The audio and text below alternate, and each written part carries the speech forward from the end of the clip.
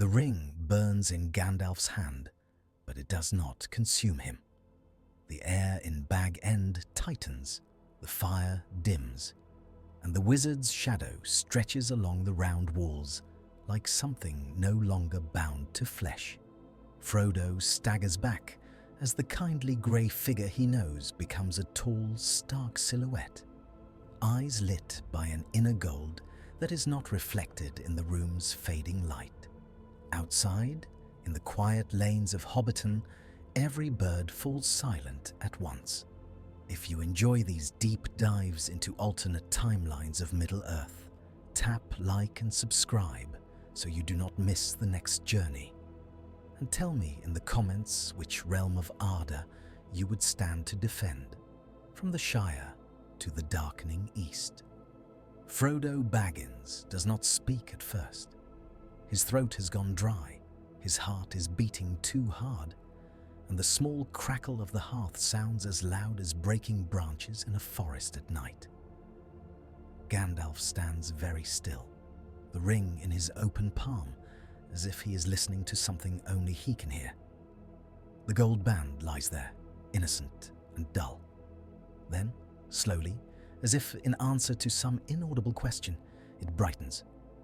Frodo finds his voice. "Gandalf," he whispers, you said you would not take it." The wizard's head turns, and for a heartbeat his eyes are the same, weary, kind, full of concern. Then a glimmer passes through them, a reflection of the fire that is not in the fire at all. "I said many things, Frodo," Gandalf answers quietly. "And I meant them.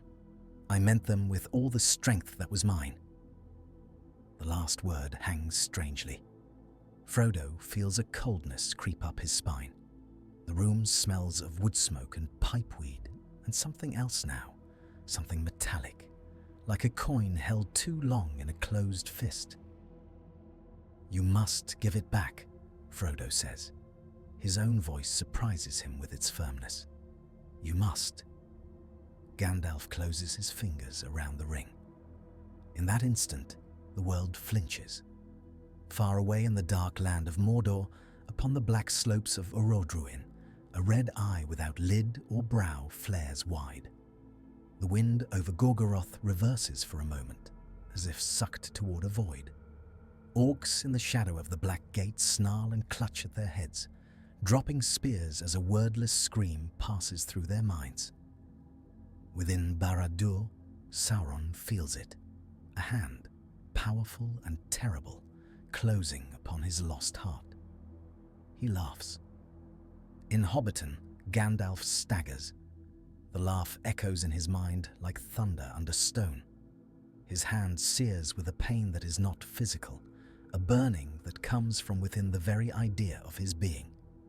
He sees in a flash the long road that brought him here, the white shores of Valinor, the summons of Manwë, the humility of taking flesh, the promise he made. You will go in weakness. You will go in restraint. He had accepted it gladly. Now another voice speaks, curling around that memory like smoke. You are needed. They will fall without you. Take what is offered. Use it for them. The ring is heavy in his grip, heavier than any burden he has, carried since he came to Middle-earth. He feels it seeking, probing along the lines of his will, testing for cracks. Frodo steps closer. "Gandalf, please," he says, and his eyes are wet. "You are frightening me." Those words cut deeper than the burning in his hand. The wizard opens his mouth to answer, and in that unguarded moment, Sauron pushes. The contact is like two storms colliding. The eye hurls itself along the thin, invisible thread that has always bound it to the ring. It expects a hobbit mind, small and soft, easily crushed. Instead, it finds a mind like a mountain range, vast, old, layered with wisdom and sorrow and stubborn strength. Gandalf feels the assault as a spear of ice through his skull. He sees the Dark Tower, the Iron Crown, the endless ranks of orcs.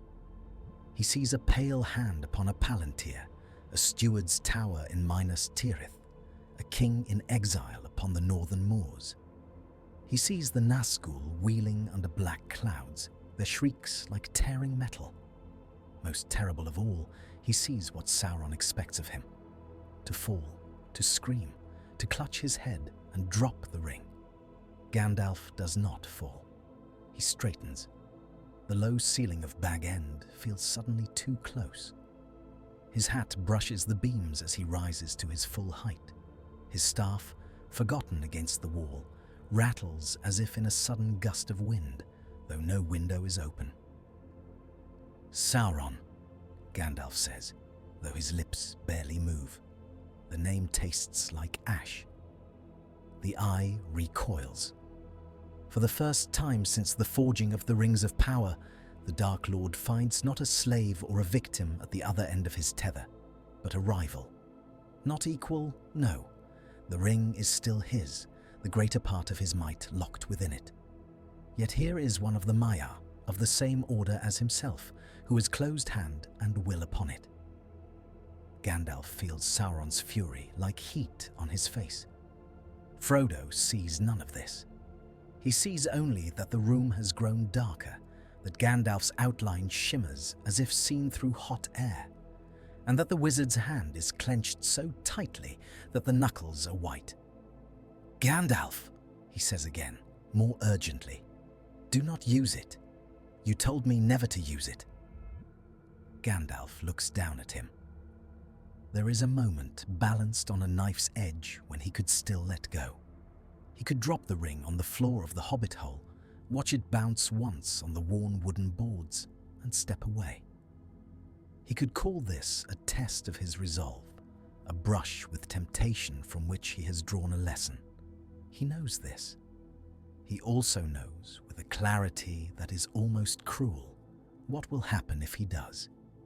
He sees Frodo walking alone into the wild with a burden far too great for his small frame and gentle heart.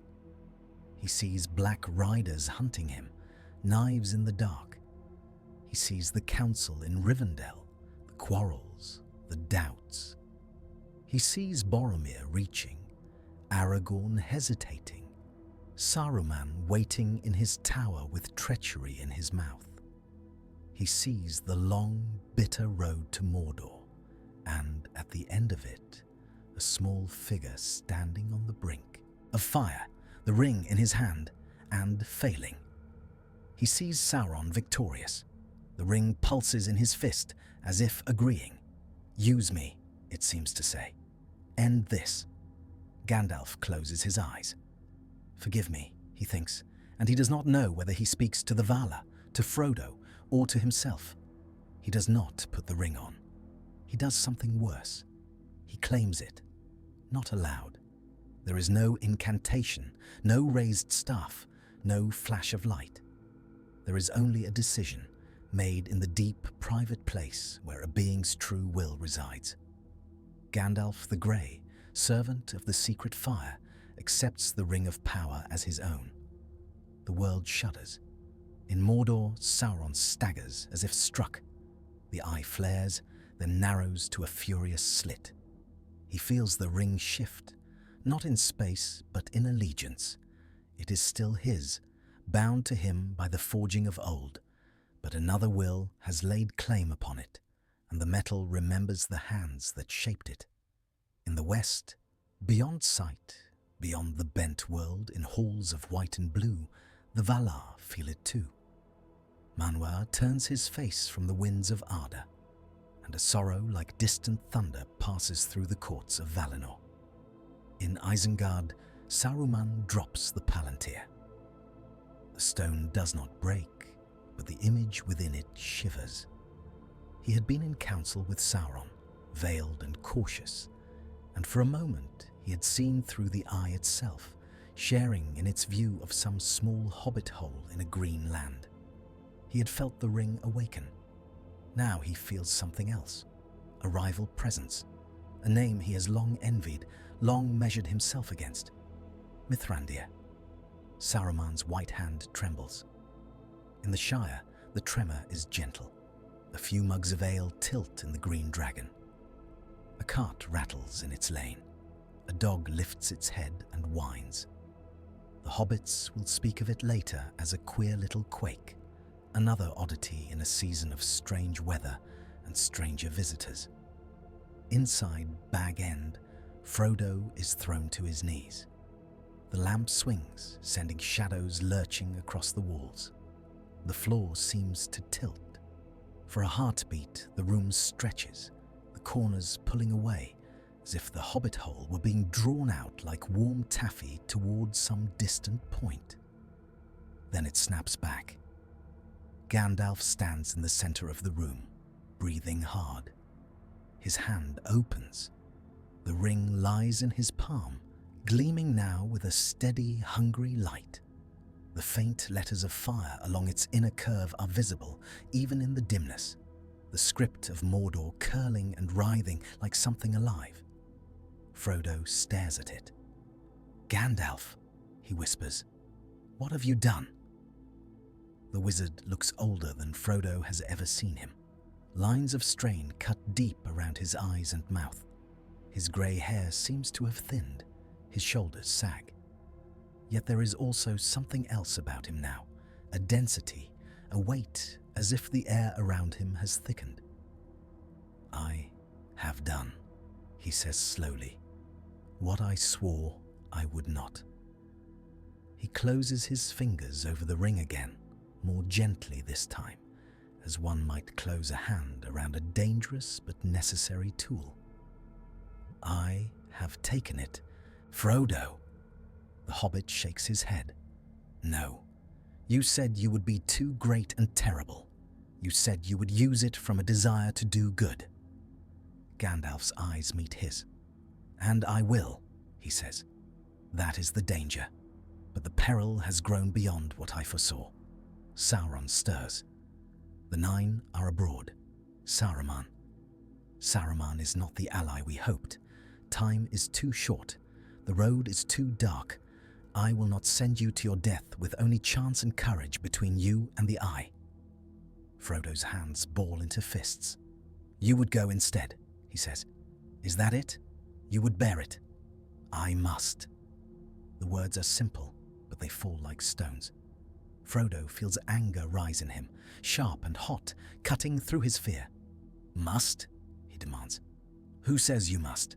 The Valar? The Wise? Or the Ring?" Gandalf flinches. For a moment, the wizard's composure cracks, and Frodo sees the turmoil beneath. "You do not understand," Gandalf says, and there is a plea in his voice. "The ring has grown in danger, but so has its master. Sauron has gathered nearly all his strength. He hunts for it. If he finds it on a hobbit, he will crush you like an insect. If he finds it on me," he hesitates, "he will find more than he expects." Frodo's eyes widen. "You mean to fight him," he breathes, "with his own weapon." Gandalf does not answer. He does not need to. Outside, a wind rises, rattling the round windows. Somewhere in the night, a dog howls. The Shire feels suddenly less sheltered, less far from the great, hungry darkness beyond its borders. In Mordor, Sauron rages. He has tasted Gandalf's mind, felt the stubborn, ancient core of it, and he knows now that this is no mere meddler. This is one of the emissaries sent by the West, one of the 5 he has long suspected. He had thought to bend them or break them. Now one has dared to grasp his ring. He cannot yet see Gandalf clearly. The wizard's will is like a cloak, wrapping the ring in layers of grey thought, in memories of stars and songs, and long roads walked in humility. But that cloak is thin in places, worn by care and fear and love for the small folk of Middle-earth. Sauron probes those thin places. He finds the Shire, green and innocent. He finds fireworks and laughter. He finds a hobbit named Bilbo, trembling in the dark before a pale, blinking creature. He finds a younger Gandalf standing upon the walls of Minas Tirith, looking east with worry in his eyes. He finds, most of all, a fierce, almost desperate desire to protect. There. The eye narrows. That is the crack. Saruman in Orthanc paces. He has seen enough through the Palantir to know that something has changed, something that may overturn all his careful plans. He had intended to bide his time, to let Sauron grow, and then, when the moment was right, to seize the ring for himself, or at least to share in its power. He had counted on Gandalf to play his part, the meddling, well-meaning fool, bringing the ring into the open. He had not counted on Gandalf taking it. Jealousy flares in him like a sudden flame. Mithrandir, he hisses, the name bitter in his mouth. Always you, always before me. He strides to the window of Orthanc and looks out over Isengard. The circle of rock and machinery, the pits and furnaces, the breeding pens where his new servants stir, all seem suddenly small. If Gandalf has the ring, then all of this is dust.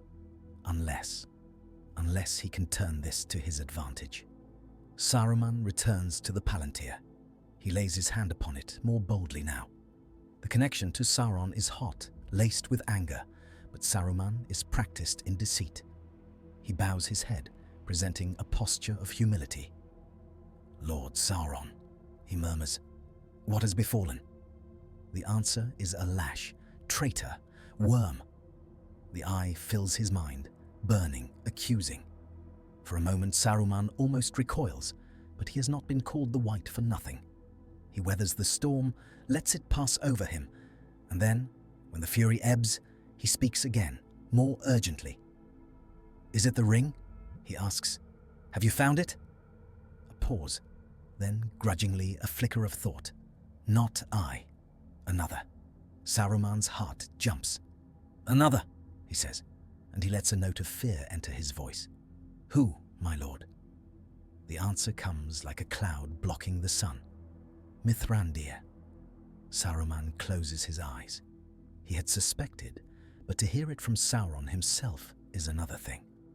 Gandalf has done what Saruman long dreamed of, and long told himself he would never dare. He has taken the ring. "Then all is not lost," Saruman says quickly. "You are the ring's maker, its true master. He is but a servant, a lesser spirit. You can bend him. Use me. I will help you draw him in." Sauron does not answer at once. He's thinking. Saruman feels it, that vast, cruel intelligence turning, adjusting.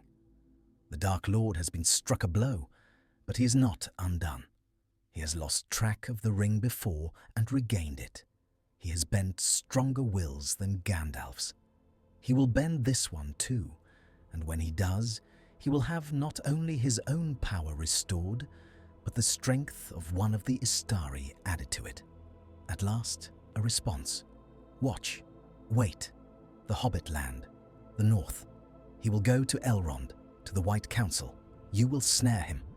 Saruman bows his head. "As you command." He lifts his hand from the stone, his mind buzzing. So, Gandalf will go to Rivendell, bearing the ring. The wise will gather. The fate of the world will hang upon their council, and Saruman will be ready. In the Shire, the first raindrops of an autumn storm begin to fall. Gandalf leaves Bag End before dawn. He does not sleep that night. He sits beside Frodo's bed, the ring in his hand, watching the hobbit's troubled dreams. He listens to the wind at the window, the distant hoot of an owl, the creak of the old house settling. He feels the ring's presence like a second heartbeat, steady and insistent. It whispers, not in words, not yet. It coils images around his thoughts. Armies marching under banners of many colors, the nine broken and cast down, Barad-dûr toppled into ruin. He sees Sauron's eye dim, sees the slaves of Mordor throw down their chains. He sees Minas Tirith crowned in light, the white tree blooming, the sea winds blowing clean over a world at peace. All of it lies within reach. All of it, if he is willing to pay the price. He tightens his grip. "I know your game," he murmurs, though there is no one to hear him. "I have seen tyrants who began with good intentions. I will not be as they were." The ring does not argue. It only waits. At first light, Gandalf wakes Frodo. The hobbit's eyes are shadowed. He has dreamed of fire and voices, of a tall figure wreathed in light and darkness. He is not surprised to see the wizard standing over him, staff in one hand, the other hidden in his sleeve. "You are leaving," Frodo says. "Yes." "Alone?" Gandalf hesitates. For a moment, he considers taking Frodo with him still, as a check upon his own ambition, as a reminder of the small, quiet things he is trying to save. Then he thinks of the Nazgul, of Sauron's attention fixed now upon any movement of the ring. To drag Frodo into that storm would be cruelty. "Alone," he says. "You must stay here, Frodo. Stay out of sight. Do not wear the ring. Do not speak of it. I will go to seek counsel and aid. If all goes well, I will return with friends. If it does not..." He trails off. Frodo sits up. "If it does not?" he prompts. Gandalf looks at him gravely. "Then the Shire will not be safe no matter where you hide," he says. "But I will do all in my power to prevent that day." Frodo swings his legs out of bed. He stands before Gandalf, small and stubborn, and for a moment the wizard sees Bilbo in him, and something of a much older line, a toughness born of long years of quiet endurance. "Promise me one thing," Frodo says. Gandalf inclines his head. "If it is within my power." "Promise me you will not let it change you," Frodo says. His voice shakes, but he meets Gandalf's eyes. "Promise me you will remember who you are." Gandalf feels the ring stir. It does not like this. "I promise," he says. It is the most dangerous promise he has ever made. He leaves then, stepping out into the grey dawn. The air is damp and cool. Mist lies in the hollows of the fields. Hobbiton stirs slowly awake, smoke rising from chimneys, the sound of a distant rooster, the creak of a well rope. Gandalf looks back once at Bag End, at the round door that has opened onto so many unexpected roads. Then he turns east. He walks quickly. He does not ride. He dares not risk the attention a galloping horse might draw. Already he can feel eyes upon him, unseen yet present. Crows in the trees, foxes in the hedgerows, things less natural than either. Sauron's awareness, sharpened by the ring's shift, sweeps like a searchlight across the map of Middle-earth. Gandalf wraps himself in grey. Not only his cloak, but his thought. He draws his mind in, making it small, making it hobbit-like, concerned with the next meal, the next pipe, the next comfortable bed. He lets the ring's light dim, hiding it behind memories of fireworks and children's laughter. Sauron's gaze passes over him once, twice. It lingers, suspicious. Then it moves on. For now. In Bree, at the Prancing Pony, Barlaman Butterbur polishes mugs and grumbles about the weather. The autumn rains have come early. Roads are muddy. Trade is slow. There are fewer travellers than usual, fewer stories to hear by the fire. The big folk of Bree mutter about strange things in the night, shadows on the road, a feeling of being watched. The hobbits of the village keep to their homes after dark. In a corner of the common room, a hooded man sits alone, his back to the wall.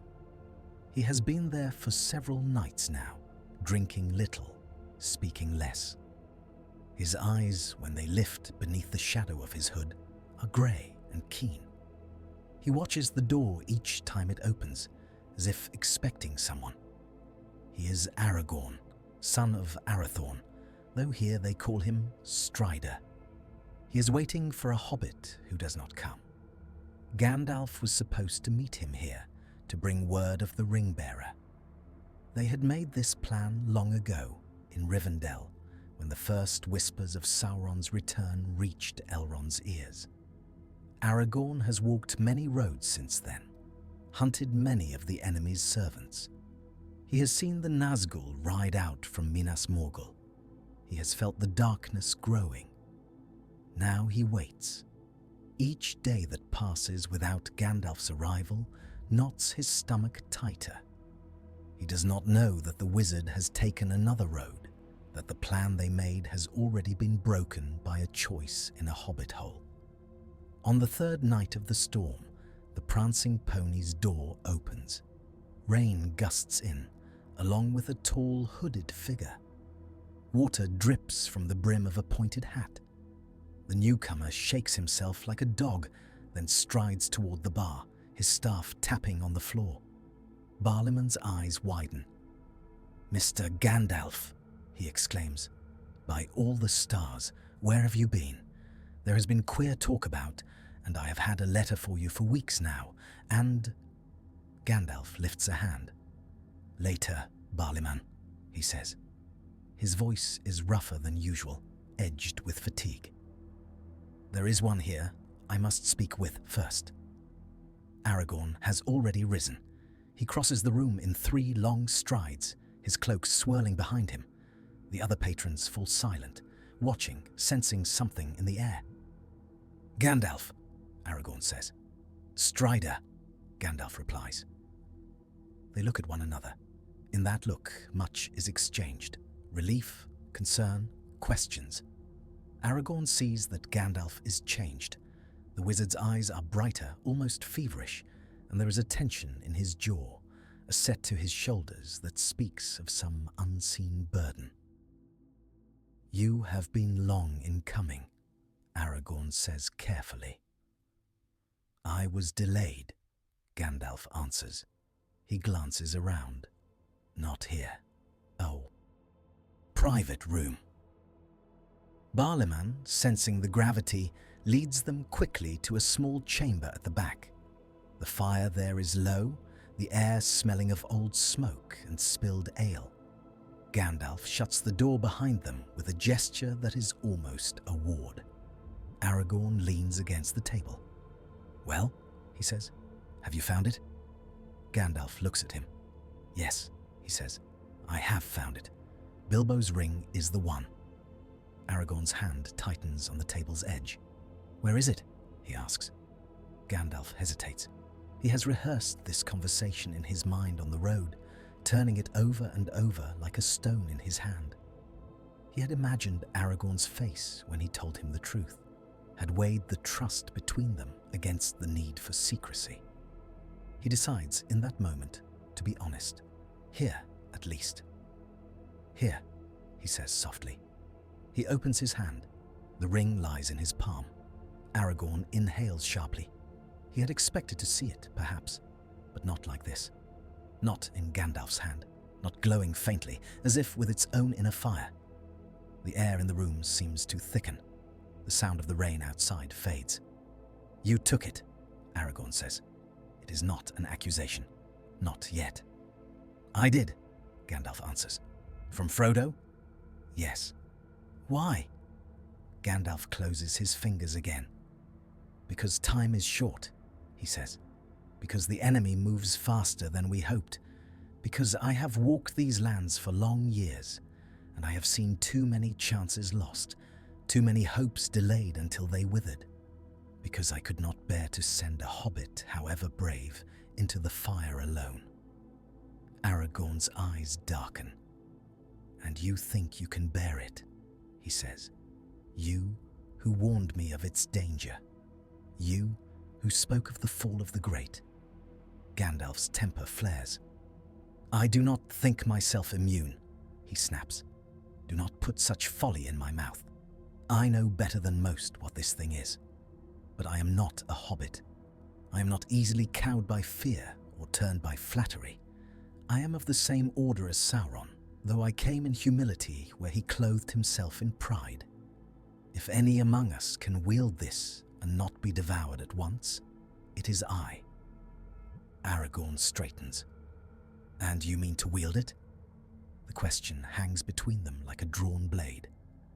Gandalf hears, in it, the echo of another voice, Elrond's, grave and calm, speaking in a council long ago of the folly of using the enemy's weapon. He hears Galadriel's, cool as starlight, refusing the ring when he had half hoped she might take the burden from him. He hears Saruman's, smooth and persuasive, arguing that the ring could be guided, directed, used for order. He hears his own voice in Bag End telling Frodo that he would be too great and terrible. The ring pulses in his hand. "Yes," he says, and the word tastes like iron. "I mean to wield it, not for myself, for Middle-earth." Aragorn's jaw tightens. He had always respected Gandalf, even loved him in a rough, guarded way. The wizard had been a constant in his wandering life, a voice of counsel, a friend. Now he feels a chill, as if a door has opened between them onto a wind from the east. "You speak as if you have no choice," Aragorn says. "But you did. You had a choice when you closed your hand upon it." Gandalf's eyes flash. "And what would you have had me do?" he demands. "Leave it to Frodo? To you? To Boromir, son of Denethor, whose dreams are full of banners and trumpets and the White Tower crowned with gold? To Elrond, who will not leave his hidden valley? To Galadriel, who would be a queen as beautiful and terrible as the dawn? To Saruman, who already listens to the enemy through his stones? Who, Aragorn? Who would you trust with this?" Aragorn does not look away. "Not you," he says quietly. "Not like this." The words strike harder than any blow. Gandalf recoils inwardly. He feels the ring leap at the insult, eager to twist it into resentment. It offers him a vision. Aragorn kneeling, sword laid at Gandalf's feet, the white tree blooming at his command. The wizard upon a throne of light, the kings of men his captains, the elves his counselors, the dwarves his smiths. He pushes it away. "You are wrong," he says, but the certainty he had in Bag End has already begun to fray. There is a knock at the door. Both men start. Gandalf's hand closes reflexively around the ring, hiding it. Aragorn steps back, hand on the hilt of his sword. The knock comes again, more insistent. "Who is it?" Gandalf calls. "Barleyman, Mr. Gandalf," comes the muffled reply. "There are some folk asking after you, strange folk, black cloaks. I do not like the look of them." Gandalf's blood runs cold. "The Nazgul. They have come to Bree, earlier than in that other tale, drawn by the stronger, clearer scent of the ring. Sauron's awareness, sharpened by Gandalf's claim, has guided them more swiftly along the dark roads." Aragorn meets Gandalf's eyes. "We must go," he says. Gandalf nods. There is no time now for further argument, no time to debate the ethics of his choice. There is only flight. They slip out the back, cloaked in shadow. Rain drums on the roofs of Bree. The alleys are slick with mud. Dogs bark and are hushed. The black riders move like smears of night through the streets, their horses' hooves making little sound on the wet ground. Their heads turn as one, sniffing, seeking. Gandalf feels them. Their presence brushes against his mind like cold, wet cobwebs. They are drawn to the ring, to him, but they are also wary. Sauron has warned them. The bearer is no hobbit now, but a wizard. They cannot rush in as they might against some frightened farmer. They must be cunning. Aragorn leads Gandalf through a warren of back lanes, past shuttered windows and closed doors. They move quickly, but not so quickly as to draw attention. At the eastern gate, a sleepy watchman starts, then stares as the two figures approach. "Leaving in this weather, sirs," he says. "It is a wild night for walking." "We have no choice," Aragorn answers. The watchman shrugs, opens the gate. Beyond, the road to Weathertop waits, slick and dark. They do not take it. Aragorn turns north instead, into the wild lands of Chetwood, and from there into the empty, rolling country that lies between Bree and the Weather Hills. He knows these lands well. He has hunted orcs here, stalked wolves, hidden from worse things. He leads Gandalf along paths that are no more than deer trails, through thickets and over stony rises. The Nazgul follow. They do not all ride together. Two remain in Bree, questioning, frightening, searching for any scent of the Shire. The others fan out along the roads, their senses stretched thin, their leader's will driving them. In the dark, the ring whispers, "Put me on." Gandalf does not. He feels the temptation keenly, though. With the ring, he could vanish from the Nazgul's sight, or at least confound them. He could see them more clearly, strike at them with a power they could not withstand.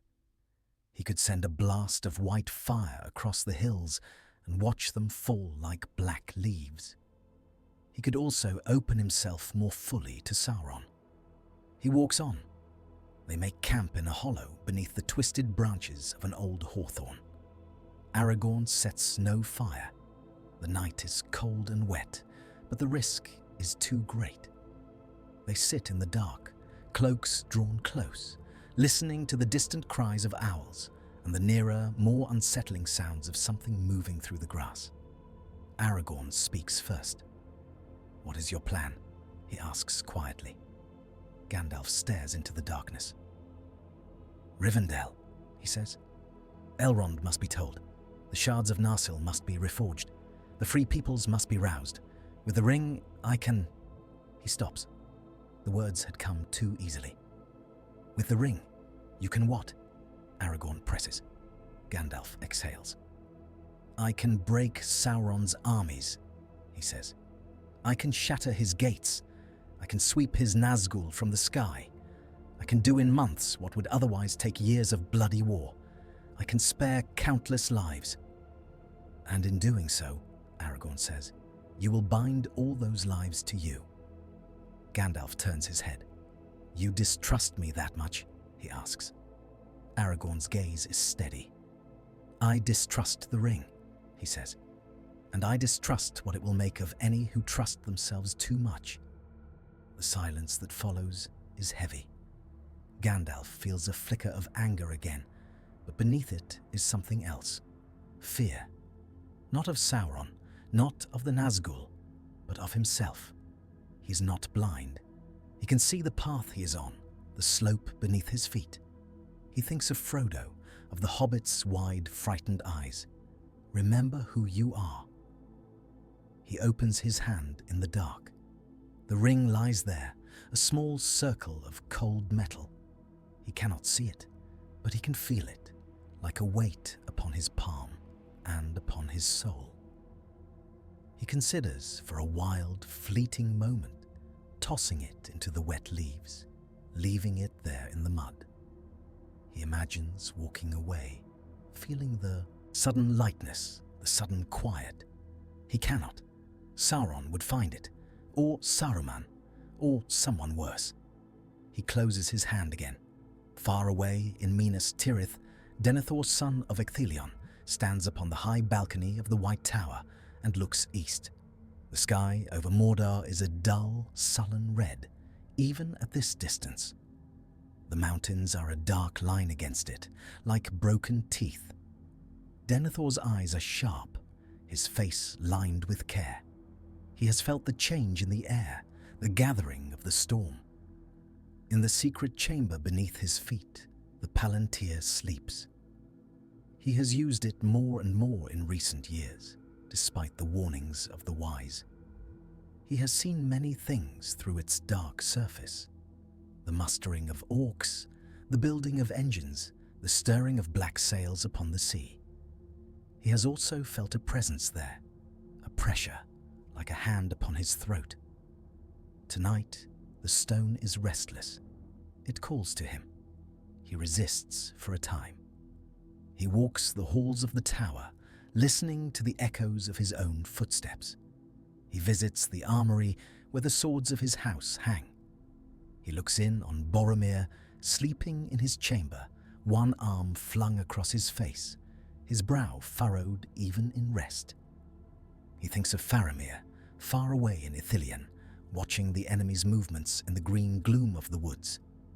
He thinks of Gondor, ringed about by enemies, her allies few, her strength waning. He thinks of the old stories, of Elendil and Isildur, of the last alliance. At last, he descends. The palantir waits upon its stand, covered with a black cloth. Denethor's hand trembles as he reaches for it. He tells himself that he will only look, only for a moment. He will not be drawn in. He is no fool. He is Denethor, steward of Gondor. He has the strength of Numenor in his veins. He uncovers the stone. It is cold and dark. Then it fills with fire. Denethor gasps. He sees, for an instant, something he has never seen in all his long years of secret watching. A flicker of resistance, a flare of light that is not the cold, harsh glare of Sauron's will. He sees, very briefly, a hand closing around a golden ring. He sees a grey figure, tall and stern, standing against a storm of shadow. Mithrandir. Denethor jerks his hand back. The image vanishes, replaced by the familiar, oppressive presence of the eye. It bears down on him, furious, suspicious. It has felt his intrusion, sensed his curiosity. Denethor bows his head, sweat beading on his brow. He whispers the practiced lies he has used before, the evasions, the half-truths. He lets Sauron see what he expects. A weary steward, proud yet fearful, peering eastward with fading hope. The pressure eases. Denethor covers the stone again, his heart pounding. Mithrandir has taken the ring. The thought is like a sword in his mind. On the one hand, it is hope beyond hope. Gandalf is wise. Gandalf is strong. If any can stand against Sauron, it is he. On the other hand, it is terror. The ring corrupts. It destroyed Isildur. It unmade kings and kingdoms. If Gandalf falls. Denethor returns to his balcony. The wind is cold. He grips the stone railing, his knuckles white. Boromir, he whispers into the night, though his son cannot hear him. You must go to Rivendell. You must see what is done there. You must watch Mithrandir. For Gondor. In Lothlorien, beneath the golden boughs of the Malorn trees, Galadriel stands beside her mirror. The water is still. She has not looked into it for many days. The future has become too clouded, too full of branching paths and sudden shadows. Each time she has peered, she has seen different things, and her heart has grown weary. Tonight, the air in the golden wood tastes of storm. She feels the tremor that ran through the world when Gandalf closed his hand upon the ring. She feels the ripple of Sauron's rage, the stir of Saruman's envy, the tightening of Denethor's fear.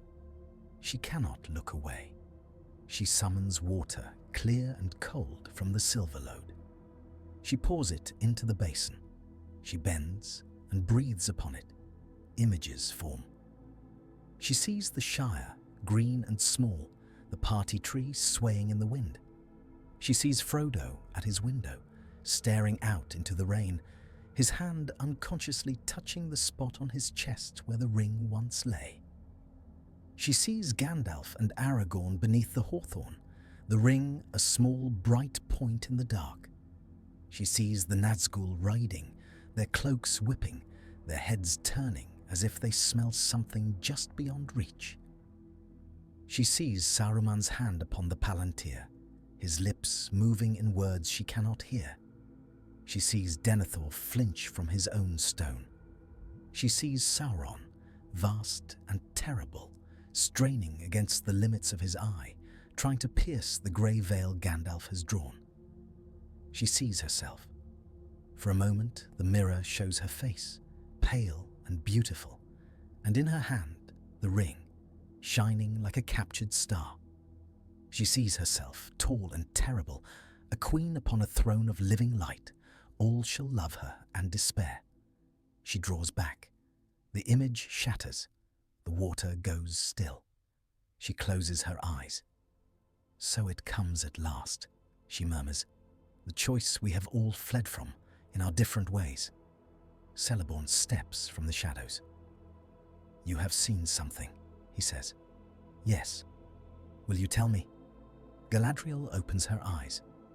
The grey pilgrim has taken the ring, she says. He walks a knife's edge. If he falls, all falls with him. Celeborn's face tightens. Then we must aid him, he says. Send word to Elrond. Send messengers to the borders. We cannot stand apart. Galadriel looks up through the golden leaves. The stars are veiled. We will aid him, she says. But we must also be ready to stand against him if the need arises. The words taste of ash. On the road north of Bree, dawn creeps in slow and grey. Gandalf and Aragorn rise, stiff and cold. They eat little, drink less.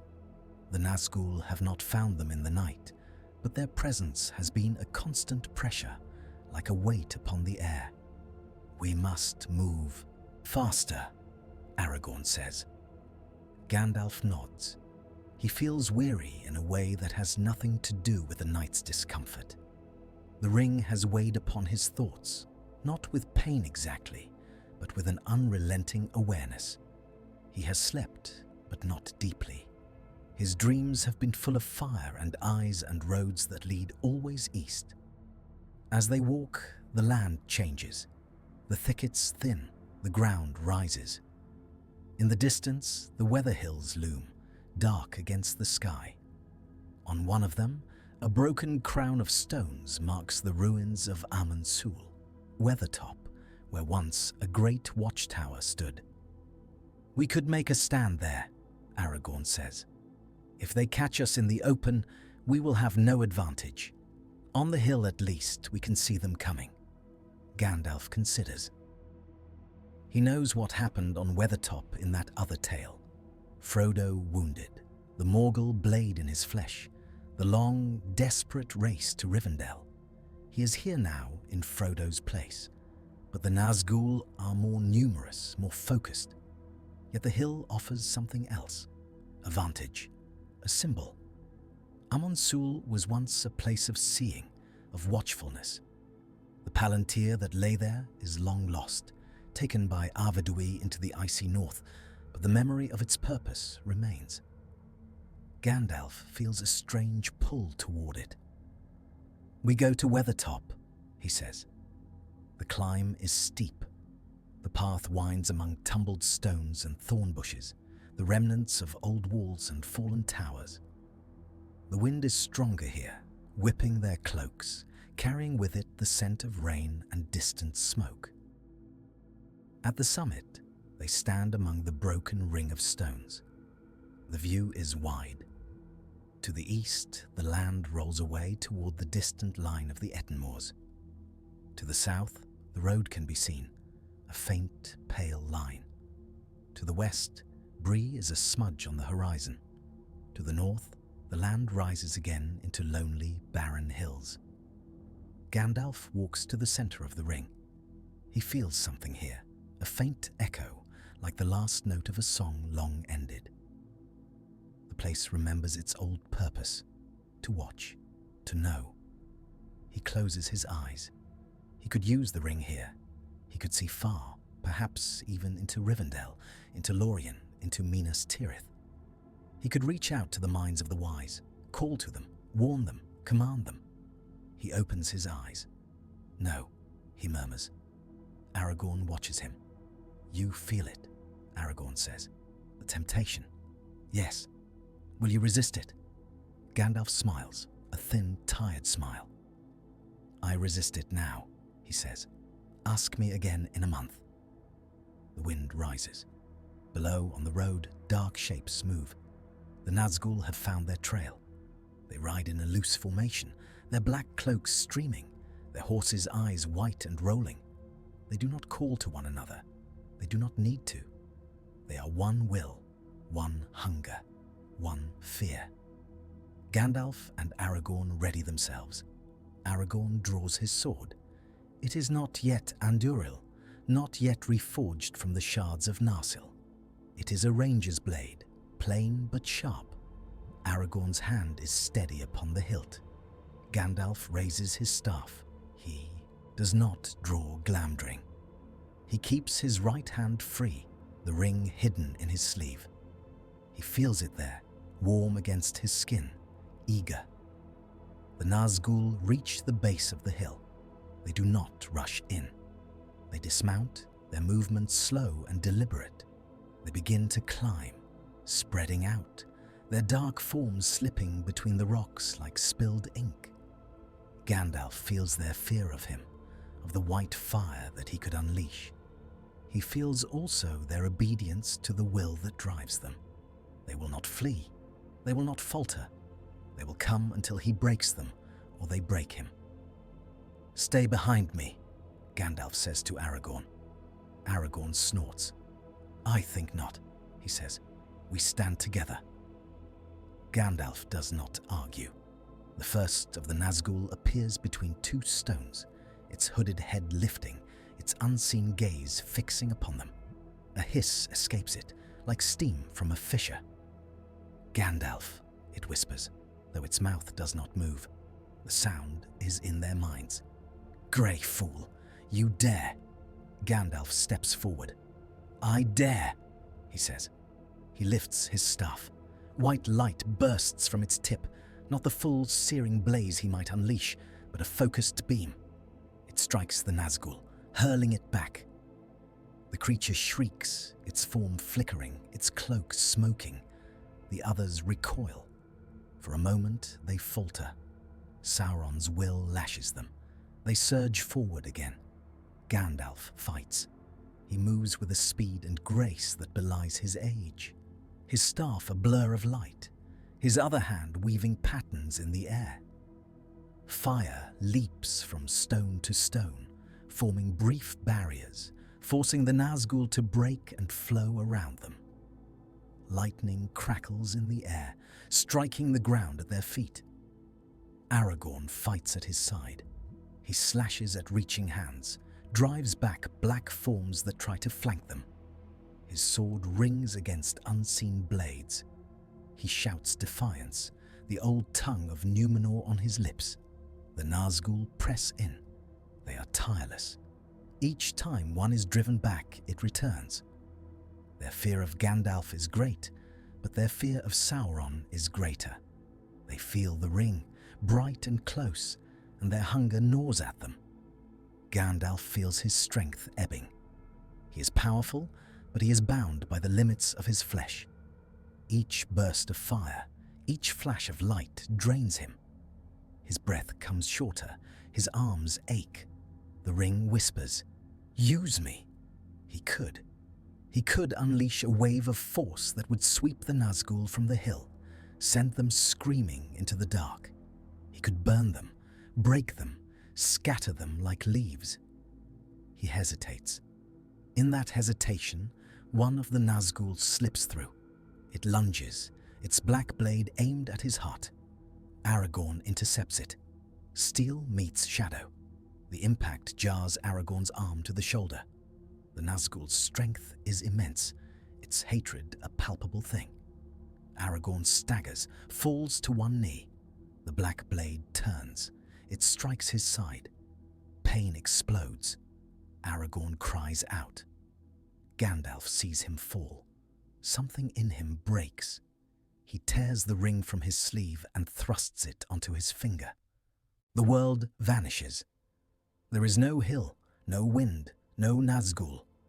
There is only a vast grey space, like the inside of a cloud. In it, shapes move, tall, thin, ragged, their outlines flickering. The Nazgul, seen now as they truly are, wraiths, bound to Sauron's will, their forms eaten away by the ring's poison. And beyond them, vast and terrible, the Eye. It fills his vision. It is not merely a shape of fire, it is a presence, an intelligence, a hunger. It sees him utterly. Mithrandir. The name slams into him like a hammer.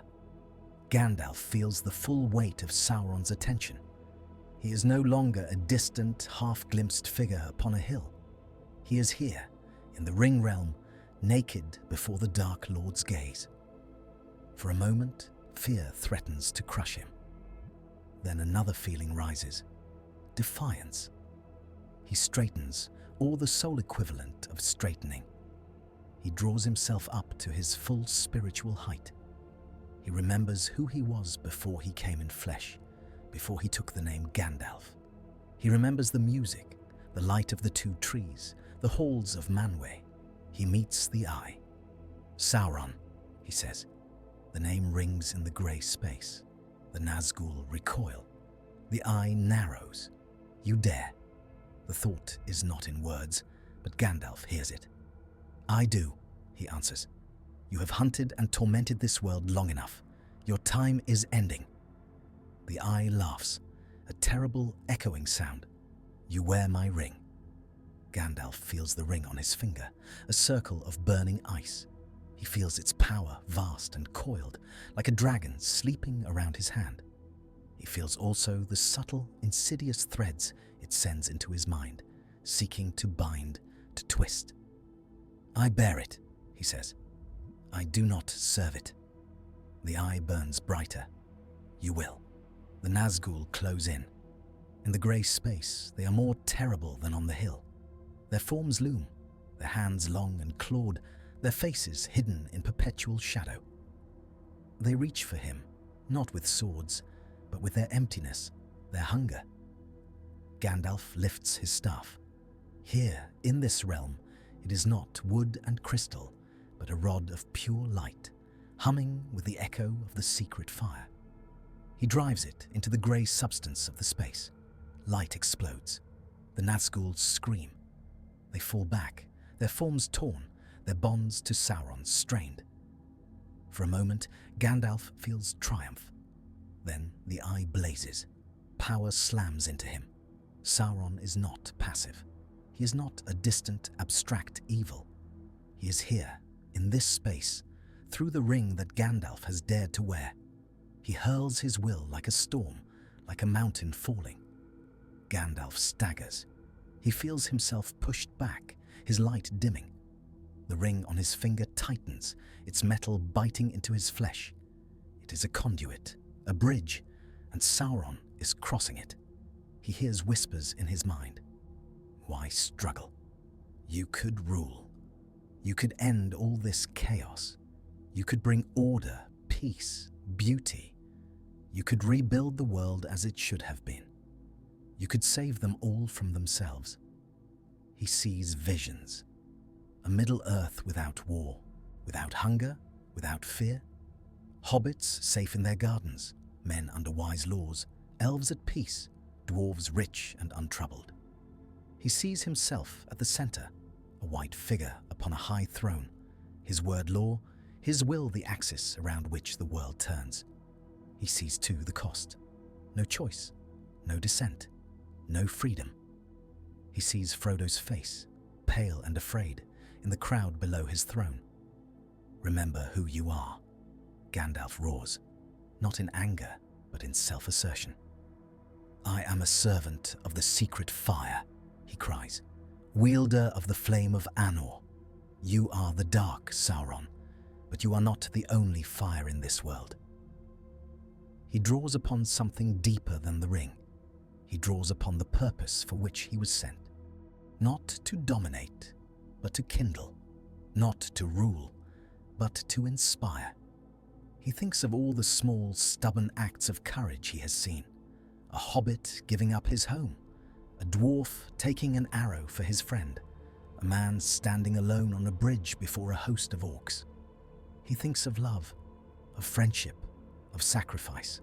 Light flares from him. Not the harsh, coercive light of the ring, but a gentler, fierce radiance. The grey space trembles. The Nazgul are hurled back, their forms unravelling. The eye flickers, then steadies, but for a moment, just a moment, it is forced to look away. On Weathertop, the world snaps back into place. Gandalf rips the ring from his finger.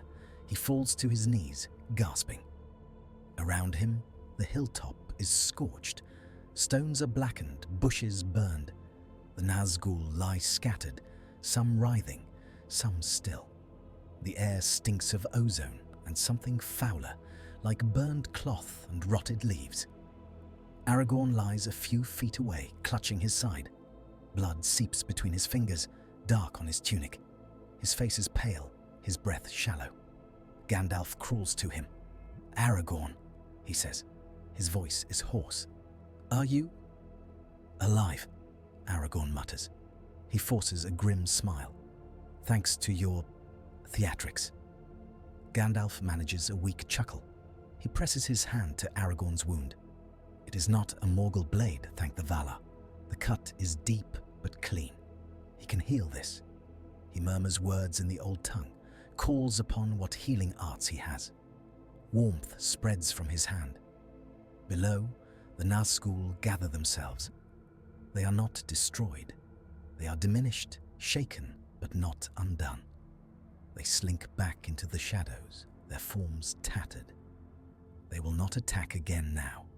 They have felt the bite of Gandalf's power, and they are wary. They flee into the night, back toward the east, to report to their master. Sauron broods. He has tested Gandalf and been resisted. He has also learned much. He has touched Gandalf's mind, seen his fears, his hopes, his weaknesses. He has learned the flavor of his will. He has seen the crack, the desperate desire to protect, to save. He will use that. He will threaten what Gandalf loves. He will force his hand. In Orthanc, Saruman smiles.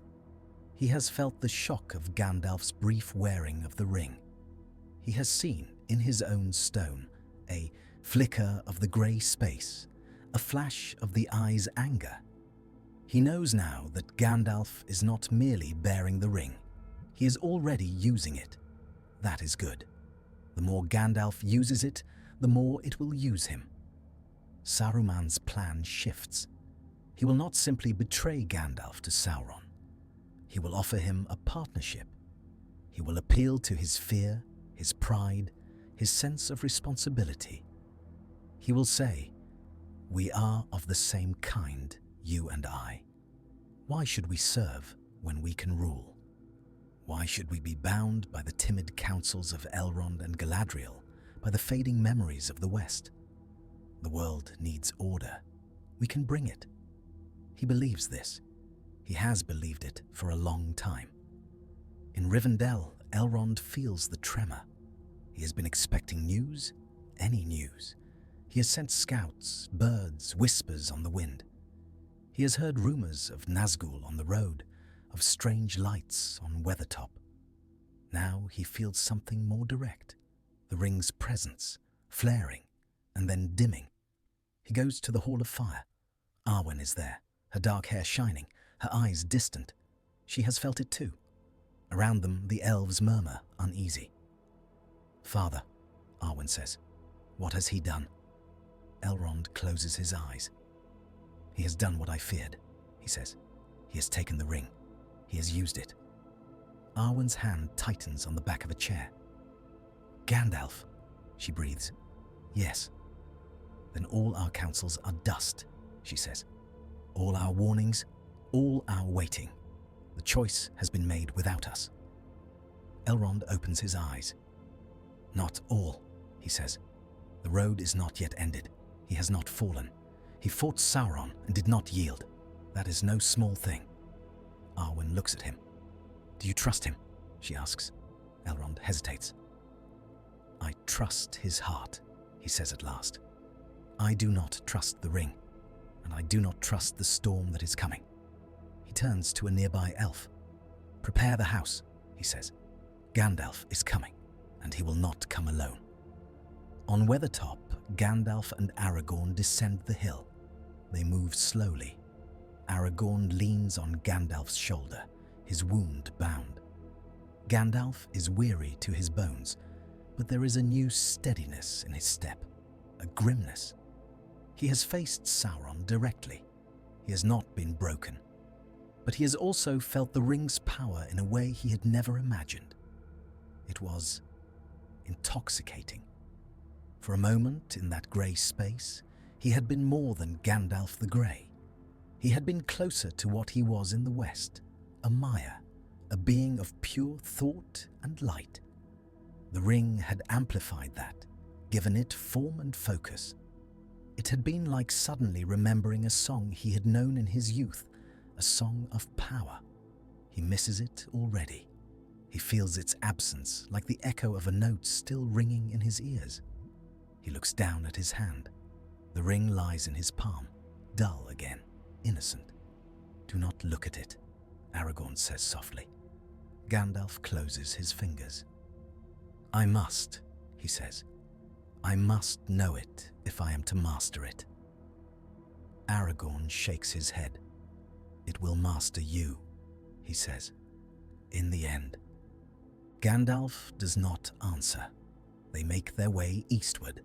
The land grows rougher, the air colder. Autumn is deepening. The leaves on the few scattered trees are turning, gold and red, falling and blowing across the barren hills. They cross the last bridge. The waters of the Horwell run grey and swift beneath them. Gandalf pauses on the bridge, feeling the old wards woven into its stones. Elrond's work from long ago, when the world was younger and the shadows shorter. He feels something else too, a faint, watchful presence. Rivendell is near. The valley opens before them like a secret. Cliffs rise, sheer and grey, their faces streaked with white where waterfalls plunge. The air is colder here, but also clearer, cleaner. The sound of water fills it, a constant, soothing roar. Gandalf feels a pang. Rivendell has always been a refuge to him, a place where he could rest, where the cares of the world seem to fall away at the threshold. Now he brings those cares with him, bound to his hand. They descend. Elrond waits for them at the steps of the last homely house. He is tall and grave, his dark hair braided back, his eyes ancient and keen. Arwen stands beside him, her face unreadable. "Gandalf," Elrond says. "Elrond," Gandalf replies. They look at one another. In that look, there is history, the long war against Sauron, the councils, the shared burdens. There is also something new, a wariness, a distance. "You have brought it," Elrond says. Gandalf nods. He does not show the ring. Not yet. "Come inside," Elrond says. "There is much to discuss, and you, Aragorn, must see to your wound." As they enter, eyes follow them. Glorfindel, tall and golden, his gaze bright as a star. Erestor, dark and thoughtful. Hobbits, too, though fewer than in that other tale. Only Bilbo, old and bent, his hair thin and white, his hands shaking slightly on his walking stick. Bilbo's eyes widen when he sees Gandalf. "Gandalf, my dear fellow," he says, "you are a sight for sore eyes. And Strider, too. What mischief have you two been up to now?" Gandalf stops. For a moment, all the weight he carries, all the fear and anger and temptation, recede. He sees only his old friend, the hobbit who found the ring in the dark, who carried it for 60 years without becoming a monster. "Bilbo," he says softly. Bilbo peers at him. "You look dreadful," he says. "Have you been sleeping at all? And what is this nonsense I hear about black riders on the road? Elrond will not tell me anything, the old fox. Says it will upset me. His gaze drops to Gandalf's hand, the hand that is clenched too tightly. Bilbo's smile fades.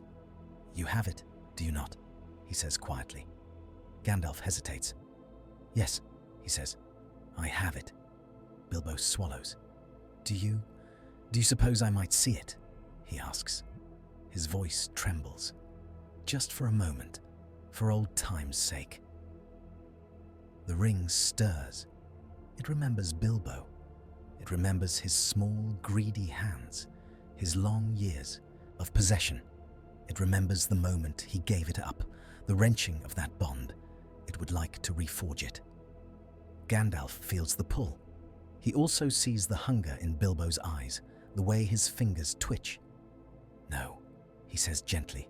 No, Bilbo, it is better you do not. Bilbo's face crumples. For a moment, he looks very old. I see, he says. You are probably right. You are almost always right, drat you. Still, I would have liked... He trails off. Gandalf rests a hand on his shoulder. You have done enough, he says. More than enough. Rest, Bilbo. Bilbo nods. He turns away, shuffling toward his room, his shoulders bowed. Gandalf watches him go. He feels the ring, hot against his palm. In the Hall of Fire, the council gathers. It is smaller than in that other tale. There is no Frodo, no Sam, no Merry or Pippin. There is no Gimli, no Legolas. There is Boromir, stern and proud, his cloak bearing the device of the White Tower. There is Glóin, stout and red-bearded, representing the dwarves of the Lonely Mountain. There are Elrond and Glorfindel, Erestor and other elves of Rivendell. Saruman is not there. He has not been summoned. Elrond stands at the head of the circle. We are met, he says, to discuss the gravest matter that has ever come before this council. The One Ring, the ruling ring, forged by Sauron in the fires of Mount Doom, has been found. It is here, in this house. Murmurs. Eyes turn to Gandalf. He feels their gaze like heat. Elrond gestures. Gandalf, he says, will you show it to us? Gandalf hesitates. He has not taken the ring out in such company since Bag End. To reveal it here, before so many eyes, is to acknowledge what he has done, to make it real in a way it has not yet been. He steps forward. He opens his hand. The ring lies in his palm. The room seems to darken. The fire in the great hearth burns lower. The air grows thick. Each person there feels something different. Fear, desire, revulsion, longing. Boromir's eyes fix upon it. He sees, in a flash, the white walls of Minas Tirith, the black tide of Mordor breaking against them. He sees the ring upon his own hand, his enemies falling, his people saved. He feels his heart pound. Glóin's gaze flickers. He thinks of gold, of hoards, of his kin's long toil. He remembers the dragon's greed, the madness of Thorin. He looks away, ashamed. Elrond's face is grave. He feels the weight of ages in that small circle of metal. He remembers Isildur's hand, bloody, holding it up in triumph. He remembers Elendil's body, broken. He remembers the long, bitter years that followed. Gandalf closes his hand. He feels relief, as if a breath he had not known he was holding has been released. The ring is here, Elrond says. The question is, what shall we do with it? Boromir speaks first. It is a gift, he says. A gift to the foes of Mordor. Why should we not use it? With this, we could break Sauron's power. We could save Gondor, save all the free peoples. Why do you speak of it as if it were a curse? Gandalf's jaw tightens. He hears his own thoughts echoed in Boromir's words, stripped of caution. Because it is treacherous, Elrond says. Because it corrupts. because its maker bound a great part of his own strength into it. To use it is to invite his will into yours. Boromir snorts. Words, he says. Fearful words. Yet here we sit, safe in Rivendell, while my people bleed on the borders. The ring is here, in our grasp, and you speak of throwing it away, of hiding it. He turns to Gandalf. You have taken it, he says. You have held it. Tell us, Mithrandir, can it not be used? All eyes turn to Gandalf again. He feels the ring, heavy and hot. He could lie. He could say that it is useless, that to wield it is to fall. He could urge them to destruction, to the long, perilous road to Mordor and the fire. He could release himself from this burden. He cannot. He has tasted its power. He knows it can be used. Yes, he says slowly, it can be used. I have used it briefly in battle. I have seen its strength. With it, Sauron's servants can be broken, his armies scattered. With it, the Nazgul fled before me. A ripple of excitement. Boromir's eyes gleam. But, Gandalf continues, and his voice hardens. Each use is a bargain. Each use opens a door. Sauron is not a fool.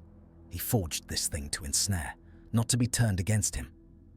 When I wore it, he saw me. He touched my mind. He learned me. To wield it is to wrestle with him for control, and he is very strong. Elrond nods. And you are strong, he says. Stronger than most, stronger than any here perhaps, but not invincible. Gandalf inclines his head. I do not claim to be, he says. Boromir leans forward. But if anyone can master it, it is you, he says. You are a wizard. You have faced Sauron and lived. Why should we not entrust it to you? Why should you not lead us with this weapon in your hand? The room stills. The question had been lurking in the corners of all their minds.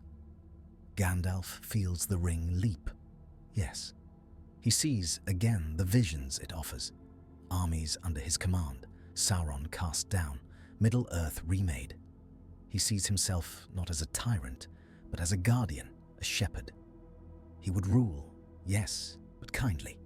He would step down when the work was done. Would he? He does not know.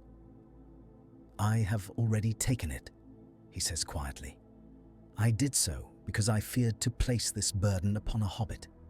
I did so because I saw no other way. I do not ask you to approve. I do not ask you to follow me. He looks around the circle. He sees doubt in Elrond's eyes, fear in Glowin's, hunger in Boromir's, calm sorrow in Arwen's. I tell you this, he says. Sauron knows that I have it. He will come for me. He will turn all his might upon me, upon this house. If I flee, he will hunt me. If I stand, he will besiege me. There is no path now that does not lead through fire. Elrond's jaw tightens. Then we must choose our fire, he says. Silence. At last, Glorfindel speaks. There is another path, he says. His voice is clear, bright. The one we spoke of before. The path to Mordor, to the mountain, to the fire. The ring can still be unmade. Gandalf laughs, a short, bitter sound. And who will bear it? He asks. You? An elf lord of the First Age, shining with light? You would blaze like a beacon to Sauron's eye. Boromir?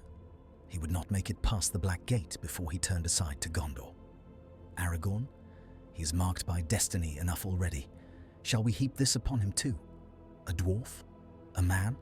Who, Glorfindel? Glorfindel meets his gaze. A hobbit, he says softly. Gandalf flinches. He sees Frodo again, in his small bed in Bag End, asking him to remember who he is. He sees Sam, sturdy and loyal, standing in the garden. He sees Merry and Pippin, curious and brave. He has taken that choice from them. He has taken that burden. Too late, he says. I have it. Sauron knows I have it. The road you speak of is closed. He would see any who approached the mountain. He would pour all his might upon them. No, Glorfindel. That path was for another time, another story. He straightens. His eyes burn. This is our story, he says. In this tale, I bear the ring. In this tale, I will face Sauron with his own weapon in my hand. You may call it folly. You may call it pride. Perhaps you are right, but I will not cower. I will not skulk and hide while the world burns. Boromir rises. I will follow you, he says. His hand goes to his chest. For Gondor. Aragorn stands, wincing. And I, he says, though I fear where this road leads. Glóin hesitates. He thinks of his son, Gimli, of the halls of Erebor, of the long friendship between dwarves and the House of Elrond. He thinks of dragons and gold and madness. He stands. The dwarves will not be found wanting, he says. We will send what aid we can. Elrond closes his eyes. He had hoped in some quiet corner of his heart that this would not be the choice. He had hoped for the Hobbit road, the small courage, the unmaking. Now that hope lies in shards, he opens his eyes. So be it, he says. If this is the path you choose, Gandalf, then we will not abandon you. Rivendell will stand with you as long as it stands at all. Arwen's hand curls around the back of her chair. She says nothing, but in her heart a shadow falls. In Orthanc, Saruman receives word. Ravens bring it, and other darker messengers. The council has chosen. Gandalf will not cast the ring into the fire. He will wield it. He will stand in open war against Sauron. Saruman smiles. Fool, he murmurs. Brave, noble fool. He sees his chance. He sends an invitation. Not in writing, not by bird. He sends it in thought, in a carefully crafted dream. Gandalf, weary in Rivendell, feels it brush against his mind. An image of Orthanc, tall and black, its ring of stones a place of counsel, of old friendship. Come, Mithrandir, the dream whispers. Let us speak, you and I. We are of one kind. We understand what must be done. Do not bear this burden alone. Come. Gandalf wakes. The ring lies beside him on the small table, gleaming in the lamplight. He knows the source of the dream. He knows the danger. He also knows that Saruman is the head of his order, the one who was supposed to lead in this war. He knows that Saruman has long studied the lore of the rings, that he may know things Gandalf does not. He thinks of Sauron, of the Eye, of the Nazgul. He thinks of the Council's doubt. He thinks of Frodo. He rises. He takes up the ring. He goes to Elrond. Saruman calls me, he says. I must go to him. Elrond's face darkens. Saruman has turned from his purpose, he says. He has grown proud. He has peered too often into the Palantiri. I do not trust him. Nor do I, Gandalf says. But I must know where he stands. I must know if he will oppose us or aid us. I cannot leave such a power unaccounted for. Aragorn steps forward. Then I will go with you, he says. Gandalf shakes his head. No, he says. You are needed here. The shards of Narsil must be reforged. The Dunedain must be roused. If I do not return, you must lead. Aragorn's mouth tightens. You speak as if you expect not to return, he says. Gandalf smiles, but it does not reach his eyes. I have had many close calls, he says. Do not bury me yet. He turns. He walks out into the cool morning. The sky above Rivendell is clear, but in the east, beyond the mountains, a faint red stain lingers. He mounts a horse, a grey steed of Elrond's house. He rides toward Isengard. The road is long. He passes through lands already feeling the touch of war. Villages half abandoned, fields untended, rumours of wolves and worse. He sees in the distance plumes of smoke that are not from hearths. He feels the ring, always. Sometimes he slips it onto a chain around his neck, beneath his robes. Sometimes he holds it in his hand, feeling its weight. He does not put it on again. Not yet. In the dark land of Mordor, Sauron watches. He has withdrawn his Nazgul for now to mend them. He has turned his attention to his armies, to the forges, to the breeding pits. He has accelerated his plans. The assault on Gondor, on Rohan, on Lorien will come sooner than in that other tale. He has also begun to whisper, not to Gandalf, to those around him. To Denethor through the Palantir, showing him visions of Gandalf crowned in light, Minas Tirith kneeling. To Boromir in dreams, offering him the ring in his hand, his father's pride. To Saruman, promising him a share in the new order. He sows doubt. He waits. In Minas Tirith, Denethor grows more brittle. He paces his halls, his eyes shadowed. He hears Boromir's account of the council, of Gandalf's decision, and his hands clench on the arms of his chair. So, he says, the wizard would be a king. Boromir protests. He spoke not of kingship, he says. He spoke of war, of standing against Sauron. He did not claim a throne. He will, Denethor says. Mark my words. Power such as that cannot be held lightly. He will come to Gondor with the ring in his hand and counsel on his lips. He will tell us what we must do. He will expect us to obey. Boromir shifts. He had felt awe, even fear, when he saw the ring in Gandalf's hand. He had also felt hope. Now his father's words stir something else in him, resentment. What would you have me do? He asks. Watch him, Denethor says. Weigh his words. Remember that Gondor is not a vassal to any, not to Elrond, not to Galadriel, not to Mithrandir. We are the last stronghold of the West. We will not bend the knee. In Isengard, Saruman prepares his tower.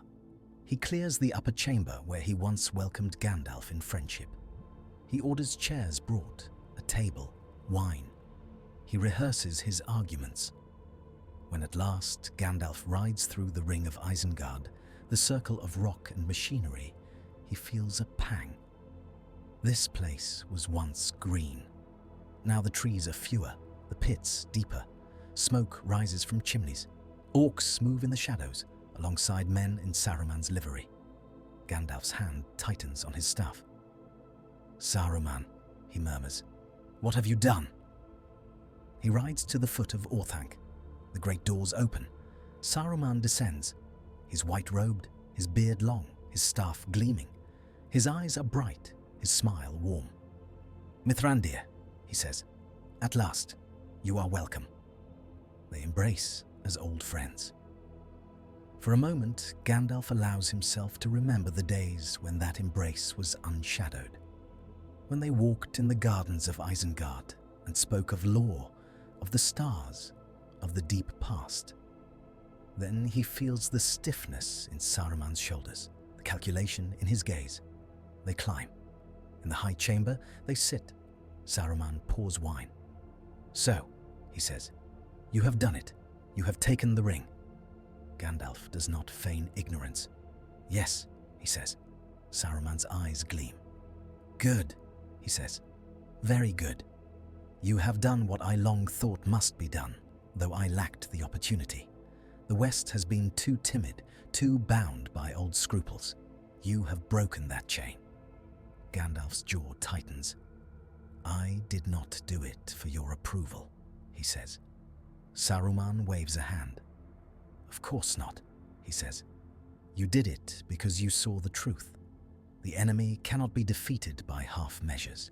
He must be met with equal strength, with his own weapon. He leans forward. Join with me, Gandalf, he says. We are of the same kind. We understand what must be done. The elves are fading. The men are weak, divided.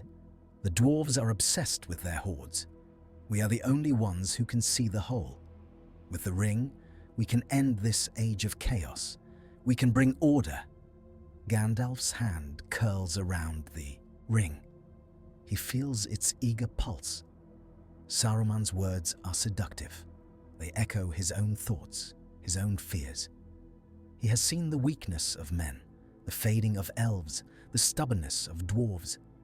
He has seen how often good intentions falter, how often courage fails.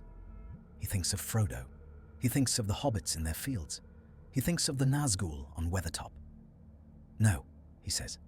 The word is simple. It falls between them like a stone. Saruman's smile freezes. No, he repeats. No, Gandalf says. I did not take this to become what Sauron is. I will not rule by fear. I will not bend the free peoples to my will, however wise I may think it. I took it to oppose him, not to replace him. Saruman's eyes harden. You are a fool, he says softly. A sentimental fool. You think you can wield that and remain what you are? You think you can play with that fire and not be burned? Better to embrace what you are becoming. Better to guide it, to shape it, than to pretend you are above it while it works its way into your bones. He rises. Do you know what Sauron showed me? He says. In the stone, he showed me a world remade. A world without war, without hunger, without the messy, bloody business of choice. A world ordered, efficient, beautiful in its way. He offered me a place in it. He will offer you more. You will refuse at first. You will tell yourself you are different. But each time you use that ring, you will move closer to him. Each time you save someone by bending their will, by forcing their hand, you will become more like him. Gandalf stands. Then I will not force, he says. I will persuade. I will inspire. I will lead, but I will not command. Saruman laughs. You will, he says. When the stakes are high enough, when the cost of letting them choose is too terrible to bear, you will take their choice from them for their own good, and you will tell yourself it is mercy. He steps closer. Give it to me, he says suddenly. Give me the ring. I am older. I am wiser. I have studied it longer. I am better suited to bear it. You are too soft, too bound by affection. You will hesitate when you must strike. Give it to me, and I will do what must be done. Gandalf feels a flash of anger. Never, he says. Saruman's face twists. Then you are my enemy, he says. He raises his staff. Power slams into Gandalf. He is thrown back, his staff flying from his hand. He hits the wall, the breath knocked from him. The ring flies from his fingers, spinning through the air. Saruman lunges. Gandalf moves without thought. He flings out his hand, not at the ring, but at Saruman. Light bursts from his palm, raw and unfocused. It strikes Saruman in the chest, hurling him back. The ring falls. It lands on the stone floor with a small, bright sound. Both wizards stare at it. For a heartbeat, neither moves. Then Saruman snarls. He raises his staff again. Gandalf dives. His hand closes around the ring. Saruman's blast hits him. He is thrown toward the edge of the tower. For a dizzying moment, he teeters, his body half over the sheer drop. The wind howls around him. The circle of Isengard spins far below. He clutches the ring. He could put it on. He could vanish from Saruman's sight, reappear elsewhere. He could strike from invisibility. He could turn Saruman's own tower against him. He does not. He rolls. He pulls himself back onto the floor. Saruman advances. You will not leave this tower, he says. Not with that. I will break you, Mithrandir. I will take it from your cold hand. Gandalf staggers to his feet. He's tired. He's hurt. He's also angry. "You were the White," he says. "You were supposed to lead us." Saruman sneers. "I lead still," he says. "You are the one who has strayed." They clash, staff against staff, light against light. The chamber fills with flashes, with the crackle of energy. The walls shake. Below, in Isengard, the ground trembles. Orcs and men look up, fear in their eyes. Gandalf is not at his full strength. He is holding back. He does not want to unleash the ring's full power here, not in this confined space, not so close to Saruman.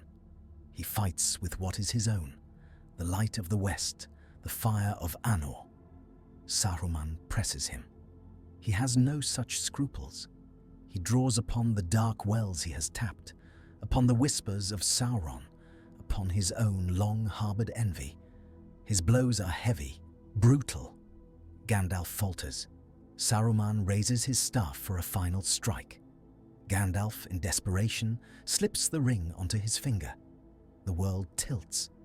He is in the grey space again, the ring realm, but this time Saruman is there too, his form tall and white, his eyes burning with a cold light. Behind him, vast and looming, the Eye. 3 wilds clash. Gandalf feels Sauron's presence like a storm. He feels Saruman's like a jagged mountain. He feels his own, a river, deep and stubborn. The ring hums. It is delighted. This is what it was made for, to be the center of such a struggle, to draw in the mighty, to bind them. Sauron lashes out. He tries to seize Gandalf's mind, to crush him between his fingers. He tries to cow Saruman, to remind him of his place. He is furious at this presumption, this theft of his ring. Saruman resists. He has tasted Sauron's power through the Palantir, but this is more direct. It is terrifying, but he is not without pride. He pushes back, not to overthrow Sauron, not yet, but to claim a share, to carve out a space for himself. Gandalf stands between them. He feels himself pulled in 2 directions, like a rope in a tug of war. The ring on his finger burns, its metal almost molten. He hears whispers, promises, threats. He hears another voice, faint but clear, Frodo's. "Remember who you are." He anchors himself in that. He thinks of the Shire, of Bag End, of Bilbo's laugh, of children chasing fireworks. He thinks of the long roads he has walked, the friendships he has made, the small kindnesses he has seen. He thinks of the reason he came, to help, not to rule. He pushes, not against Sauron, not against Saruman, but against the ring. He refuses it. He refuses its narrative, its logic, its insistence that power must be seized, that will must be imposed. He stands in that grey space as simply as he can, as Gandalf, a pilgrim, a friend of the small. The ring shudders. It is not accustomed to such resistance. Sauron roars. Saruman screams. The grey space fractures. On the tower, the blast is physical. A shockwave hurls both wizards apart. The walls crack. Stone shatters. The top of Orthanc shakes as if in an earthquake. Gandalf is flung toward the edge again. This time, he goes over. He falls. The wind tears at him. The ring slips from his finger. For a moment, it hangs in the air beside him, spinning, gleaming. Then a black shape swoops. A great eagle, wings spread wide, claws extended. Gwaihir. He seizes Gandalf, not the ring. The wizard is snatched from the air. The ring falls. It plummets past the levels of Orthanc, past the pits and furnaces, past the startled faces of orcs and men. It hits the ground with a sound like a bell. Saruman, on his knees in the shattered chamber, staggers to his feet. He runs to the edge. He sees the eagle bearing Gandalf away, a grey speck against the sky. He sees the ring, far below, a small, bright circle on the dark earth.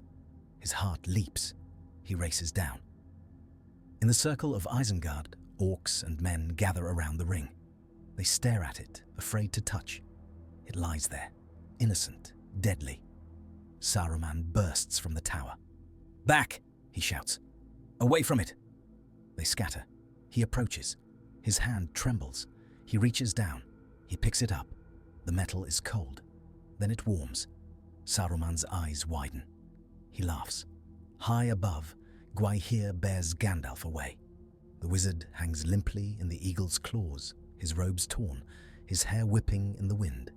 He's unconscious, his hand empty. The ring is gone. He wakes in Lothlorien. The light is golden. Leaves whisper overhead. He lies upon a soft bed, the scent of Malorn and river in the air. His body aches, but not as much as his heart. He remembers the fall. He remembers the ring slipping from his finger. He remembers Saruman's face, white and exultant. He sits up. Galadriel stands beside the bed. Her eyes are grave. "You have lost it," she says. Gandalf's throat tightens. "Yes," he says. "Saruman has it now." Galadriel exhales. "The storm has shifted," she says. "The Dark Lord's will has turned. He feels his ring closer now, in a hand more easily bent than yours. He will pour his flattery like oil upon Saruman's pride. Between them, they will be terrible." Gandalf covers his face with his hands. "I thought to spare the hobbits," he says. "I thought to bear it myself, to stand against Sauron. Now I have given it to one who was already half-turned." Galadriel's hand rests lightly on his shoulder. "You are not the first to err in the face of such a choice," she says. "Nor will you be the last. The ring's nature is to twist good intentions. You fought it longer than most." Gandalf looks up. "What now?" he asks. What hope is left? Sauron with Saruman at his side, the ring between them. Who can stand against that? Galadriel's gaze is distant. "Those who have nothing left to lose," she says. "Those whom the great have overlooked. Those whose strength lies not in power, but in endurance." She smiles faintly. "Hobbits," she says. Gandalf laughs, a choked sound. "Frodo," he whispers. "Yes," Galadriel says. "Frodo, and Sam, and perhaps others. The path you closed has opened again in a different way. The burden you tried to take from them has returned to them, but heavier now, more perilous. You cannot bear it for them, Gandalf. You can only help them bear it." Gandalf closes his eyes. He sees Frodo in Bag End, staring out into the rain. He sees Sam in the garden, hands in the earth. He sees Merry and Pippin laughing in the fields. He sees Saruman in Orthanc, the ring in his hand, his eyes burning. He sees Sauron, the Eye, watching. He sees the road to Mordor, long and dark. He opens his eyes. "I must go back," he says. "To the Shire, to Frodo. I must tell him the truth. I must ask of him what I tried to spare him." Galadriel nods. "You will not be alone," she says. "We will do what we can, but in the end, it will be as it was always meant to be. A small hand in the dark, a quiet choice, unseen by the great." Gandalf rises. He feels older than he ever has. He feels also, strangely, lighter. The ring is gone from his hand. The burden of its power, its temptation, its terrible possibilities has fallen away. In its place is a different burden. Guilt, regret, the knowledge of his own failure. He can bear that. He takes up his staff. He turns west. In Orthanc, Saruman stands upon the high balcony. The ring gleams on his finger. He lifts his hand. The world changes. Not all at once. There is no sudden darkness, no instant transformation. But the air seems to thicken. The wind falters. The birds fall silent.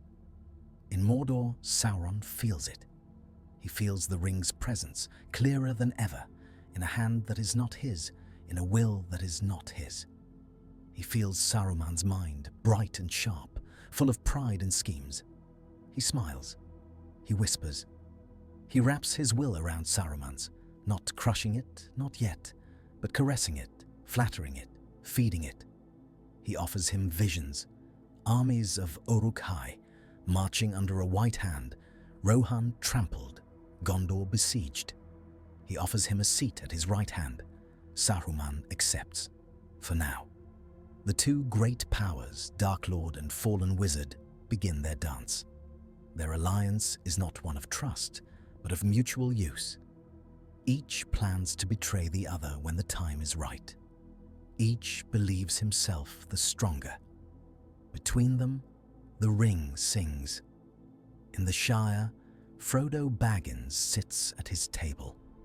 The rain has stopped. The sky is clear, the stars bright. The air smells of wet earth and wood smoke. Frodo's hand rests on the table, fingers tracing the grain. He feels a sudden chill, as if someone has walked over his grave. He looks toward the east. The stars there seem dimmer. He does not know why his heart is heavy. He does not know that far away, a wizard he loves has fallen, risen, and failed. He does not know that the burden he thought taken from him will soon return, heavier and more terrible. He only knows that the world feels larger and darker than it did a year ago. He rises. He goes to the mantel. There, in a small wooden box, lies his old chain, empty. He opens the box. He touches the chain. He feels faintly a ghost of weight. He closes his eyes. "I will remember who you are," he whispers, not knowing to whom he speaks. In Lothlorien, Galadriel stands beside her mirror again. The water shows her many things. Saruman in his tower, the ring on his finger, his eyes alight with a mad, cold fire. Sauron in Barad-dûr, the eye blazing, his armies mustering faster, his forges roaring. Gondor, its walls bristling, Denethor pacing. Rohan, its plains darkened by marching Uruk-hai. She sees, too, a small figure on a road. Frodo, his pack on his back, his face pale but set. Beside him, Sam, sturdy and determined. Behind them, Merry and Pippin arguing quietly. Gandalf walks with them for a time. Then he does not. The road bends. The hobbits go on. Galadriel's hand trembles. She sees them in the Eamon Muil, lost among the rocks. She sees them in the dead marshes, the pale faces in the water. She sees them at the Black Gate, turned aside. She sees them in Ithilien, in Mordor, on the slopes of Orodruin. She sees, too, another figure, Gollum. His pale eyes gleam. He follows, as he always did. The story twists. The ring is not on Frodo's chain now, but on Saruman's hand. Yet still, somehow, the small folk are drawn into its orbit, into the dark. Galadriel closes her eyes. "The pattern remains," she whispers. "Different threads, same loom." In Minas Tirith, Denethor dreams. He dreams of fire. He sees the white tree burning, the tower crumbling. He sees a tall figure in grey standing upon the walls, the ring on his hand, light blazing. He cannot tell if the figure is Gandalf or Saruman or someone else. He wakes with a cry. In Orthanc, Saruman dreams. He dreams of a throne. He sits upon it, the ring on his finger, Sauron kneeling before him, the eye dimmed. He wakes with a smile. In Mordor, Sauron does not sleep. He watches. He waits. In Lothlorien, Galadriel opens her eyes. She looks west. She sees, in her mind's eye, a hobbit hole under a hill, a round door painted green. She sees a small light in the window. It flickers. Then it burns steadier. She smiles sadly. "The great may fail," she says softly. "The wise may fall, but the small endure." In the end, when the fires have burned and the towers have fallen, when, Saruman's pride has curdled into spite, when Sauron's eye has been dimmed not by a wizard's will, but by a hobbit's stubbornness. There will be a quiet morning in the Shire. The grass will be wet with dew. The sky will be clear. Frodo Baggins will stand at the edge of a field, his hand resting on a gate. He will look east. He will remember a grey figure, tall and kind, who once promised to bear a burden for him and failed, and then came back to ask his help instead. He will feel no anger, only a deep, aching tiredness and a strange, fragile peace. Behind him, in Bag End, on a small wooden table, there will be an empty chain, and beside it, a white staff leaning in the corner, its owner long gone over the sea. The world will be saved in its rough, imperfect way. The grass will grow. The hobbits will laugh. And in the west, where the world curves into mystery, a Maia who once called himself Gandalf will sit upon a shore and listen to the sound of waves, and remember the feel of a small golden ring in his hand, and the weight of a choice that could never truly be borne by one alone.